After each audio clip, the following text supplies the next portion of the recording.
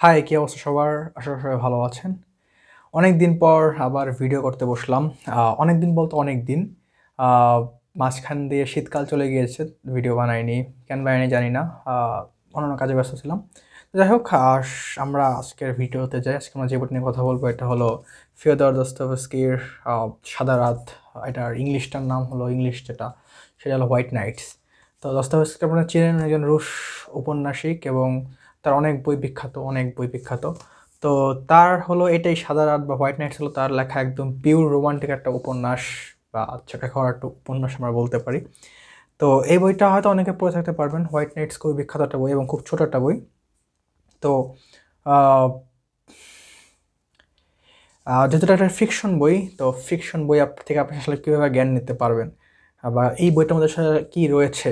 সেটা আসলে আজকের বিষয়ের আজকের সেটা নিয়ে আসলে আমরা কথা বলব। তো আ এখানে বইটার মধ্যে একটা নায়ক রয়েছে, একটা নায়িকা রয়েছে এবং সেই নায়িকার আ এক্স বয়ফ্রেন্ড বলতে পারি আ থাকে। তো নায়কের সাথে নায়িকার নাম হলো নাতশিয়েকা বা এরকম কিছু একটা। আমি বইটা আরও প্রায় ৩-৪ মাস আগে পড়েছি। আ তো এই নাতশিয়েকার সাথে যে নায়ক, তার দেখা হয় একটা জায়গায়। দেখা হওয়ার পরই নায়কের নায়িকাকে ভাল লেগে যায়।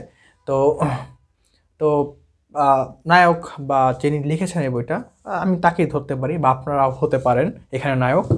সো আ সে খুব একাকী একটা লোক। তার জীবন খুব একটা মিজারেবল। সো তার লাইফে আসলে তারে এনার্জি দেওয়ার মতন কেউ নাই বা সে খুব একাকী থাকে। তো নাৎসিয়াকে দেখে তার মনে হচ্ছে যে আসলে এই মেয়েটা আমার লাইফে, বা আমি আসলে এর মতন মেয়েই চাই লাইফে। তো ওর সাথে কথা বলে নাৎসিয়ার একটা সমস্যা ছিল। সে যে ছেলেটাকে ভালোবাসতো, সেই ছেলেটা তাকে ছেড়ে চলে গেছে। আ আ এটা একটু মানে ফার্স্ট কাহিনী আপনারা এটা পড়লে বুঝতে পারবেন। বাট সে চাচ্ছিল যে ছেলেটা যাতে ফিরে আসে এবং ছেলেটা তাকে বলছিল যে সে আসলে ফিরে আসবে। বাট অনেক অপেক্ষার পর আসলে ছেলেটা ফিরে আসে না। তো এক পর্যায়ে যখন আসে না, তখন আসলে নাৎসিকাকে নায়ক যে সে প্রপোজ করে। সে বলে যে, "আমি তো তোমাকে অনেক ভালোবাসি।" এই টাইপেরই, হ্যাঁ? আ সো চলো আমরা শুরু করি আমাদের রিলেশনশিপ বা এরকম একটা জিনিসপত্র। তো নাৎসিয়াকাও রাজি হয়ে যায়। সে ভাবে যে না, হ্যাঁ, এ আমার লাইফের জন্য পারফেক্ট। যে চলে গিয়েছে সে অনেক আমাকে ইউজ করছে বা এই জিনিসপত্র। তো লাস্টের দিকে কাহিনীটা একদম করুন, যেটা আসলে আমার যেইখান থেকে আসলে আপনার খারাপ লাগা শুরু করবে।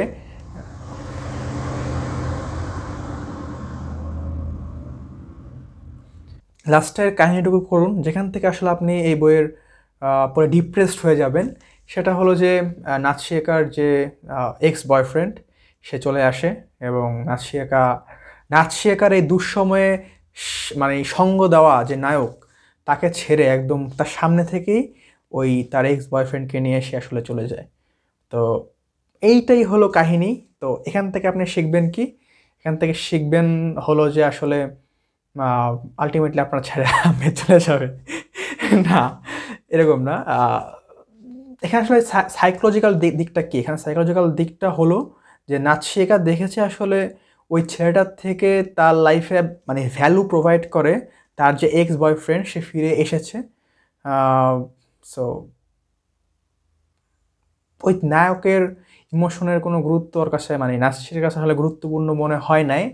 হ্যাঁ? এবং সে জানি না এটা আসলে মানে এটা থেকে শিক্ষা নেওয়ার কি আছে? এটা থেকে শিক্ষা নেওয়ার এইটাই যে আপনারা ছেড়ে চলে যাবে গা। আল্টিমেটলি আপনাকে ছেড়ে চলে যাবেই, হ্যাঁ? যদি এরকম কোনো কেস থাকে। আ জানি না। সো এটাই আসলে সাদা রাত নিয়ে কথাবার্তা। ভিডিও বেশি বড় করব না। আম আমি যতটুকু মানে একদম সিম্পল করে বলেছি, এই বইটা কিন্তু এত সিম্পল না। আপনার লাস্টের দিকে খুব মন খারাপ হবে, খুব মন খারাপ হবে নায়কের জন্য যে আসলে সে আসলে এত এফোর্ট দিয়েছে। শেষ পর্যন্ত আ তার ভালোবাসাকে সে পায়নি বা এরকম কিছু একটা।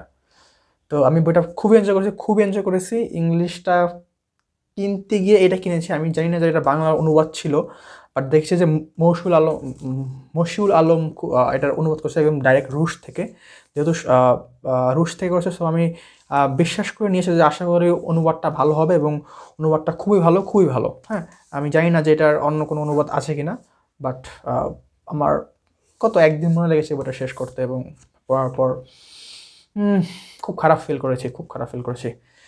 সো এটাই বই পড়ে জীবন থেকে, বই পড়ে বইয়ের থেকে শিক্ষা নিন। এক্স বয়ফ্রেন্ড তাকে এরকমের সাথে প্রেম করেন না, জোকিং, জোক করতেছি। আহ, এটা এটা সম্পূর্ণ জোক করছি। সো এইসব জিনিসপত্র সিরিয়াসলি নেবেন না। তো বই পড়ুন, বই পড়ে বই থেকে শিক্ষা নিন। খুব ভালো বই। সো এটাই, সব ভালো থাকবেন, টাটা। আজকে আরও অনেকগুলো বই রিভিউ করবো আমি, আরও বইখানা রয়েছে, এগুলো আমি সবগুলো পড়েছি। সো একটা করে আমি আপলোড করবো, বাট এই রেকর্ডটা আমি একসাথেই করবো। ভালো থাকবেন।